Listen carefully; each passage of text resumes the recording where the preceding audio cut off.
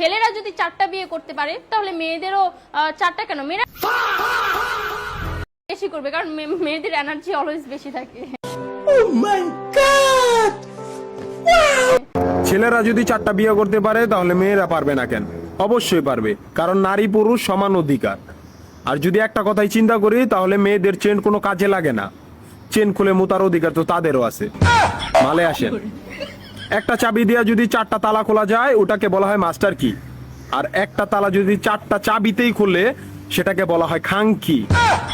ধরেন আপনি 4টা ইঁদুর পালেন, আপনার কাছে গর্ত আছে একটা, বাহিরে অনেক বৃষ্টি, বুঝেনি তো ওয়েদার ডিমান্ড, এখন 4টা ইঁদুরের একসাথে গর্তে ঢুকতে হবে, তখন আপনি কি করবেন?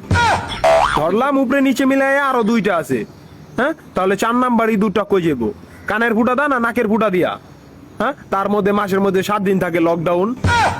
আমি মানি, আমি না শুধু সবাই মানে মেয়েদের অনেক পাওয়ার, মেয়েদের অনেক এনার্জি।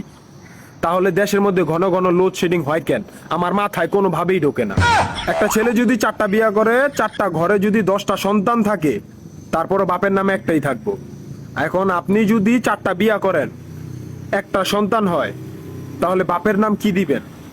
সলিমুদ্দিন, কলিমুদ্দিন, আনোয়ার, মনোয়ার, নাকি গড়ে মিলাইয়া জানোয়ার?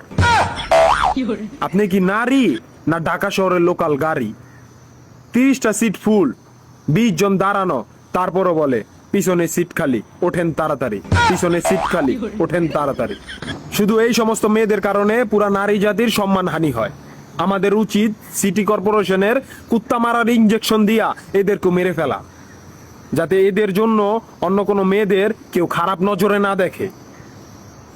মারানি কোনানকার।